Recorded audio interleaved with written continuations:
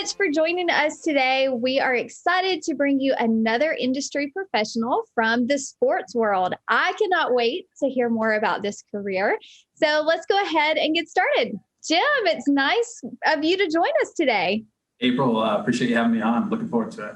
Yes.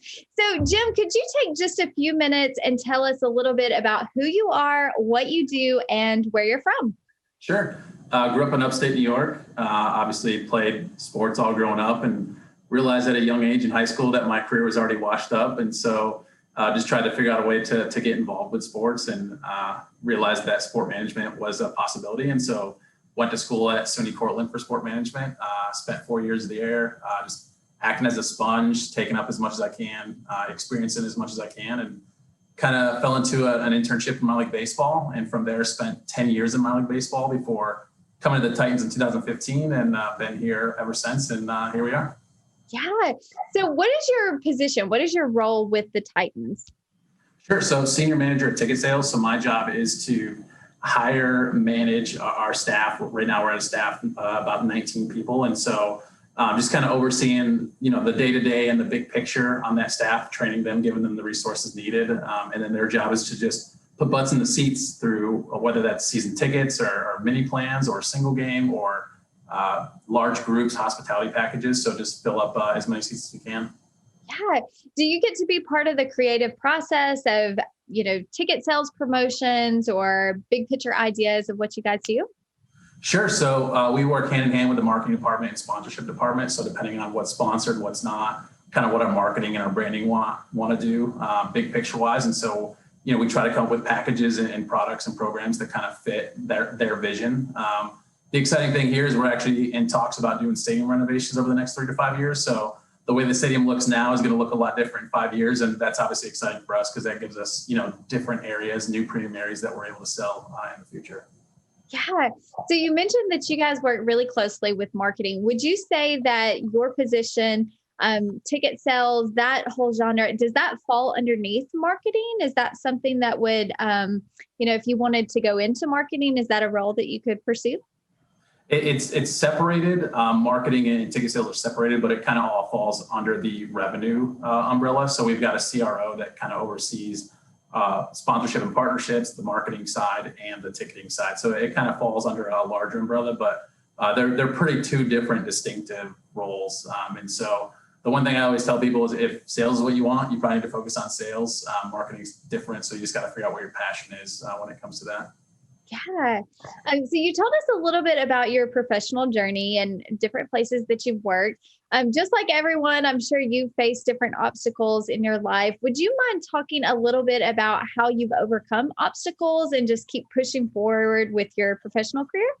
Sure. Yeah. So again, grew up in upstate New York. And so the first one was, coming out of college, deciding if I wanted to go to grad school or take a position across country in Indiana in a minor league baseball with a minor league baseball team. And so that was a big decision. I never moved away from home. Even in college, I was only about an hour away from home. So just picking up and moving, 12 hours away was definitely an adjustment. And then seemed like every move I made after that was further away. I moved to Indiana, then Chicago, then Colorado. And so Tennessee was the first move that was actually close to my family. So they were pretty excited about that.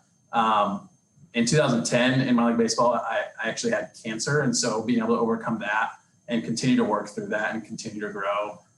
And then honestly, even coming to Nashville was probably the biggest adjustment just because I spent my whole career in minor league baseball. And so coming to the NFL, things are a lot different. The way you pitch is a lot different. The experiences are a lot different. The regulations that the league puts on you are a lot different. And so you kind of had to pump the brakes a little bit on the creativity and what you're able to put out there. But overall, it's been a great experience.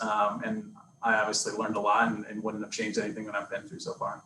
Yeah, I mean, that's a perfect lead into my next question is going from baseball to now working in the NFL. Could you give us some examples of things of how that's different, maybe different knowledge that you need or, just different operations or strategies that you use?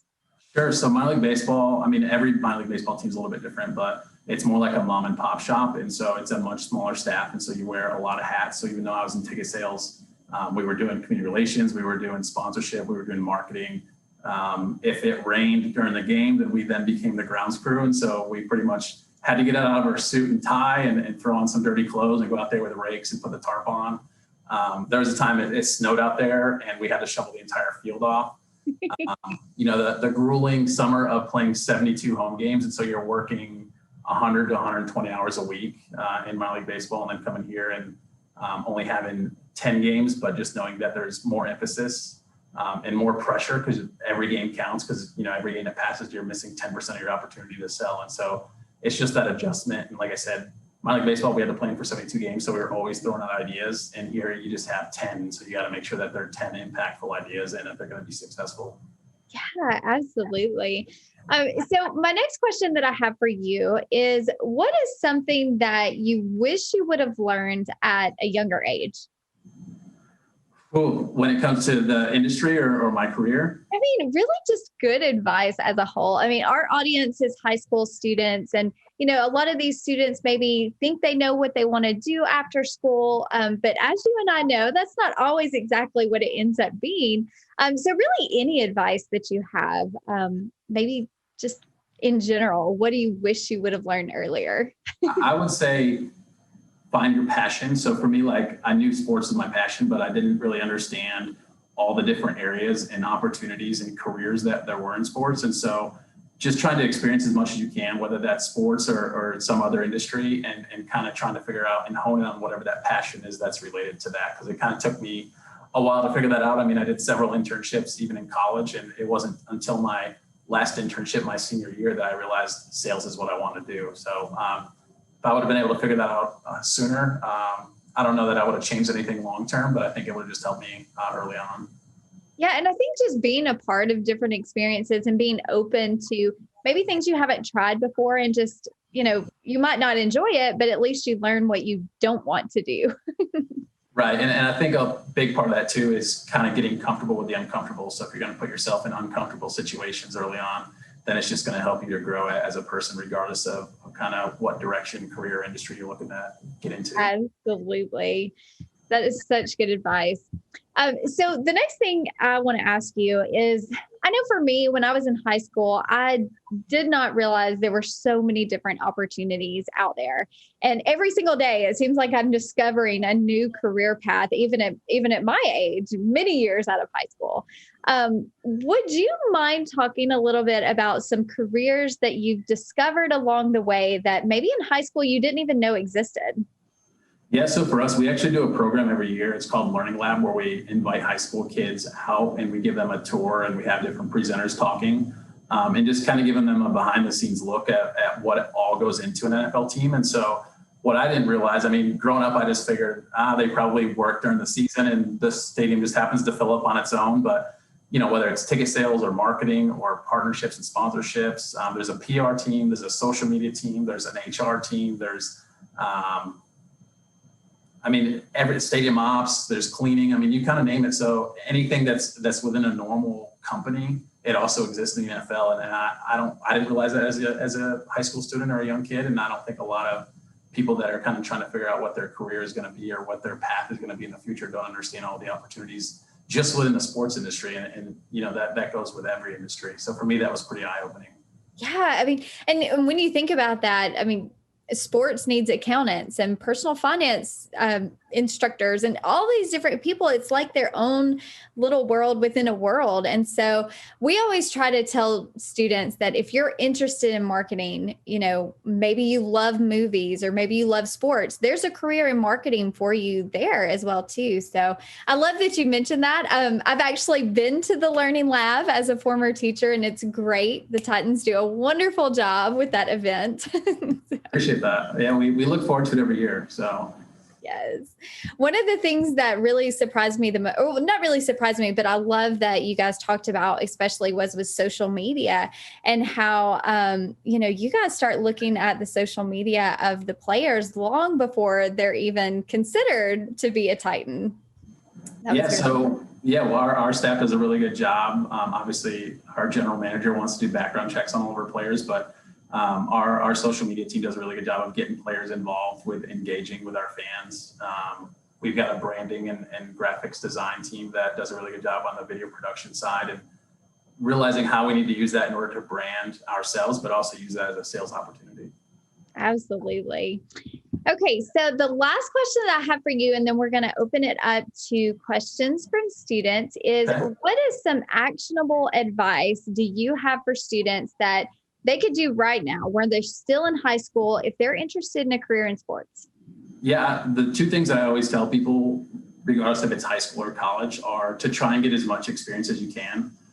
For us, this is a tough industry to get into, and so a lot of it is dependent on kind of what you've accomplished so far, and then who you know. And so whether that's volunteering with your athletic department, working part-time, a lot of places you may not have a major league team, but you probably have some sort of minor league team that you can travel to. That's pretty close. So part-time, whether that's an usher, ticket taker, ticket seller, whatever it is. And then connecting. So get a LinkedIn account, get a Teamwork Online account. Those two, LinkedIn is obviously an easy way to connect with a bunch of people within the industry, whether that's entry level or all the way up to VPs. And then Teamwork, if you're looking for a job in sports, whether that's an internship, part-time job, full-time job, a majority of teams, minor league and major league, post exclusively on there for any open positions. So I have students reach out to me all the time, high school and college, that just want to set up a time to talk and pick my brain and see how I got into the industry. And so there's a lot of people that are, in my same shoes that are willing to talk to those folks. And so it's just putting yourself out there and making connections, and then realizing that those connections have to be mutually beneficial, and you don't want to just hit them up when you need something, but just building a relationship early on so that, when you do graduate high school, when you do graduate college, you have a relationship built, and it helps you a long way to get a position somewhere within the industry. Yeah, I can imagine networking.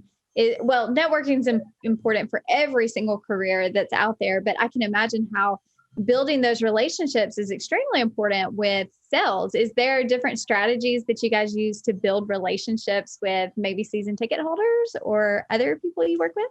Yeah, we do a lot of things. We do probably 50 to 60 events throughout the year with season ticket members and prospects, and just bringing them out and getting them to interact with players or coaches or the GM, or getting them on the field, or doing events, throughout Nashville. So, I mean, that's very beneficial for us, not only to keep them engaged and keep them happy as a season ticket member, but to use that opportunity for us sales. And we also do a pretty good referral program. So like if you're a season ticket member now and you refer somebody else to come on board, then we'll give you field passes for a game. We'll throw you in a hospitality area pregame, and you get some special meet and greet opportunities as well. So we realize that networking, building relationships, and even referrals is very important in this industry. Yeah. Well, as you can imagine, we have tons of questions from students about careers in sports. So the first question that we have is, do you get to attend every single game? I do. We're working a lot. I think that's another kind of misconception, is people think we probably just show up and watch the game. But actually, on a typical game day, now obviously COVID was a bit different, but on a typical game day, we get in about 4 hours before the game, and then we'll set up different areas, so hospitality areas, party areas. We have some people that go out and put basically these giant stickers on seats, letting them know, hey, you bought this seat today, but it's actually available as a full season ticket. We give them different prospects to go meet throughout the game. And so they'll just go and do a seat visit and drop them off a goodie bag and a business card. And then, depending on the game, we have different programs every single game. And so whether that's the learning lab with high school kids, we do youth football scrimmages after the game where our whole staff dresses up as the referees and down markers and all that. And we hold those. We do stuff with teacher appreciation, first responders. So there's always a lot going on. So it's very busy. I think we probably get to watch about 5 minutes of the game, but there's still nothing like showing up on game day with 70,000 fans in the stadium. I get the chills all the time. It's like you're a 12-year-old kid every day. So it's pretty awesome. Yes, that's so fun. So the next question that we have is, are there opportunities for students right out of high school to work with the NFL, or do you have to go to college to get some sort of degree? I would say from a part-time standpoint, right out of high school or even high school kids, we do fan services. And so they're here on game days and other non-Titans events, concerts. We do Monster Jam. We do a ton of different events, but they're kind of here just to help and be like fan services with customer service. security, that kind of thing. If you want a full-time job, like, to work in the front office, then college is the way to go. And you don't necessarily need a sport management degree. You just need some sort of degree. And then we realize that different, personalities and characteristics kind of fit in other departments. Yeah. So that's perfect for my next question is what characteristic or skill do you need most to work in sales? For sales, you need somebody who can communicate. That's obviously very important. Somebody who's personable, so somebody who's likable. And then you need somebody who's self-motivated and a grinder because you handle and deal with a lot of rejection. Our reps probably make 100 touch points a day. Now we give them the freedom to figure out whether that's text, email, phone calls, but they probably do about 50 phone calls a day. And I would say probably 40 of those, they get told no, or people don't pick up. And so it's taking those conversations that they actually had that were positive and making sure they follow up. So being self-motivated and driven is probably the biggest one, but obviously you need to be able to communicate and relate to people as well. Yeah. So rejection is hard for everyone. I think, especially as high school students, it's hard for us to learn how to deal with rejection. Do you have any advice or strategies for students of how they can start learning to cope and deal with rejection and really move forward? Yeah, I think a lot of that is like I touched on earlier. It's putting yourself in uncomfortable situations early on so that you become more comfortable. I think that's really the only way that you improve. And then also, just especially on the sales side, just learning as much as you can. So I know there's a ton of podcasts out there, there's books. And so just diving into those as much as possible. And there's tips and advice throughout all of those. There's trainers that you can reach out to that are on LinkedIn. And like I said, even just connecting with people within the industry and picking their brains and kind of seeing how they have grown during their time and then even how they've handled rejection. Yeah. So I know you're part of ticket sales. Is there a separate department that is for sponsorship sales, or do you guys partner with them on that as well? Yeah, so that's separate. So within our ticket office, we've actually got 3 different departments. So there's ticket operations, which kind of handles the box office, the printing the tickets, all that logistics. There's service, so they service all of our season ticket accounts. There's sales, so we're strictly new business.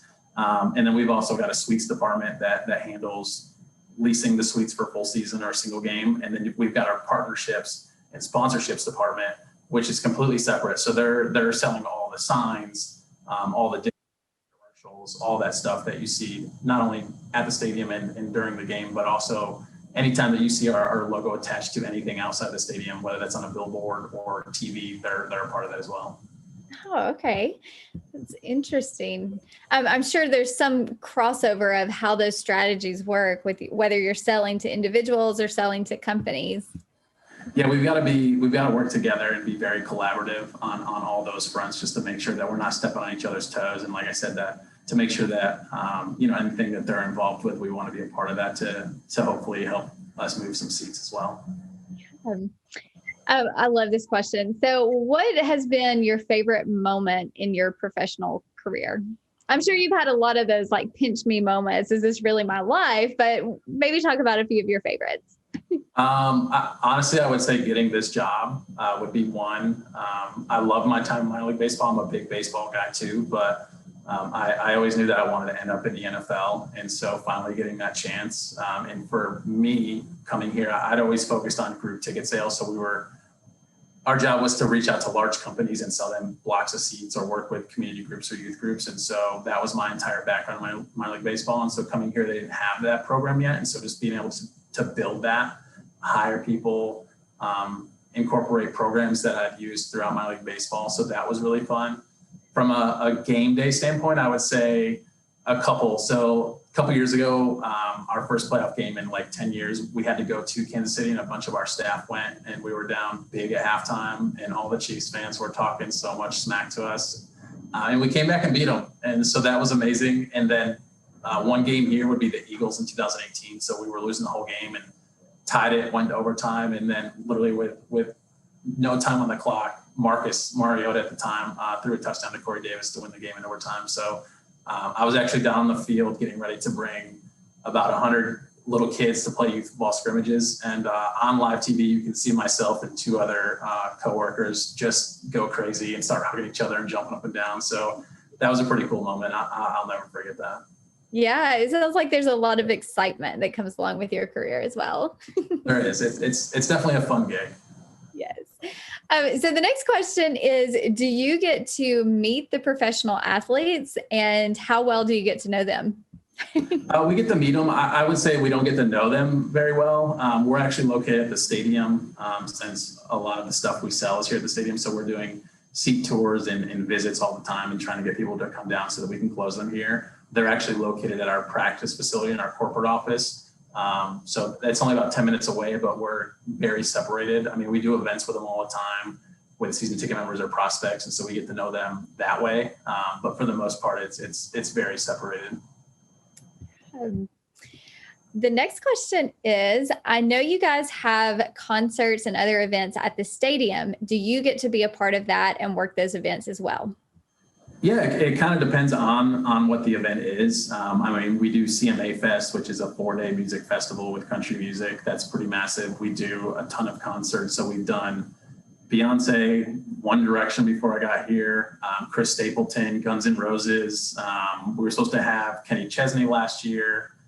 So they do probably 3 or 4 major concerts in addition to CMA, but there's also Monster Jam, motocross. There's Nashville SC, which is the MLS soccer team here. They play at our stadium. So it really just kind of depends on the event.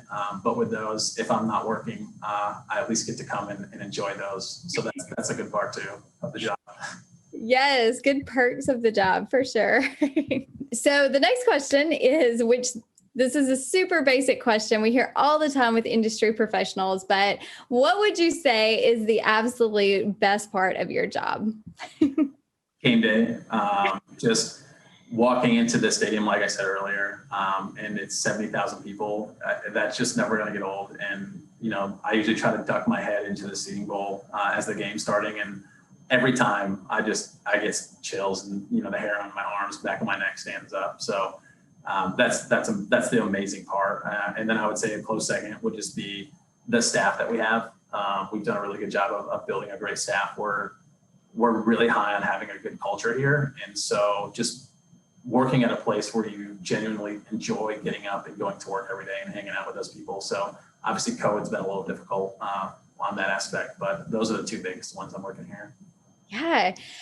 So speaking of COVID, I know you guys have made some major changes for this season. Do you see any of those changes staying as you go forward into the upcoming seasons? I do. Obviously, our job for the most part is calling as many people as we can, emailing, and trying to set up face-to-face opportunities here at the office. You know, with COVID, it kind of changed the game on that front a little bit. And so we've done a lot with Zoom and Microsoft Teams and doing video calls similar to this and trying to pitch people and sharing PowerPoints and presentations. And so I don't see that going away now that it's working. We've also purchased a bunch of resources to help our staff, some texting apps. And so getting really text heavy, just realizing that that's easier as well. So yeah, I mean, I don't see it going away anytime soon. We've had to adapt all year, and I think a lot of that has benefited us quite a bit. And so we'll keep some of that in our sales process moving forward. Yeah, I think that's something that's so interesting about all of the different creative methods that have come out of the pandemic, and then being able to move forward and just building upon what you already did before. But really, everyone was pretty much pushed out of their comfort zone, and it's allowed a lot of organizations and industries to grow in a way that maybe they never expected before. No, for sure. No, I tell my staff all the time, personally, I know that I've grown more this year probably than I would have in probably 10 years. And I tell them too, as much as they've had to deal with throughout the year, it's definitely made them better in the long run. It's just a matter of getting through 2020 and the rest of whatever 2021 is going to throw our way. Yes. So my last question for you is, I know many times we think that, we're going to graduate high school, we're going to go to college, we're going to get our dream job. And it may not always look like that, picture perfect, but how long did it take you to get to where you are? You know, it doesn't happen overnight, but how long would you say your journey has been? It seems like it's been forever. I would say that I was pretty fortunate coming out of college.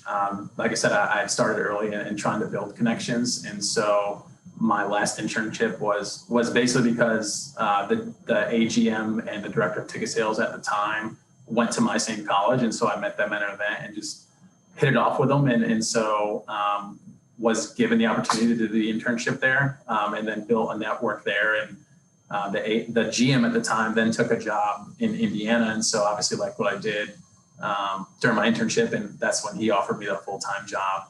But, since then, I mean, I've been working full-time in the industry for about 16 years. And so you just got to be patient and learn, especially in this industry, you've kind of got to go where the opportunities are at. And so for me, as I talked about earlier, I kind of bounced around the country a little bit, but just realizing that at the time, maybe I was taking a step back for some of those opportunities, but realized that, you kind of have to make short-term sacrifices in order to get to your long-term goals.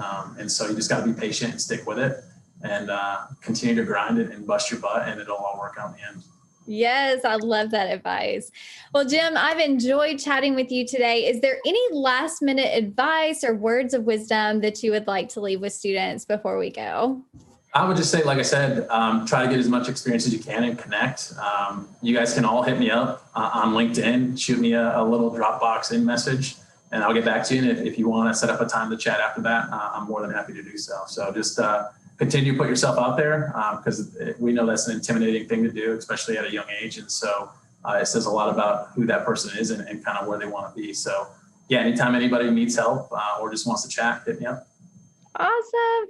Well, thank you, Jim. Thank you to all of our viewers. Don't forget, every single week we have a new industry professional, and we're super excited about our lineup for spring this semester. So check back with us next week.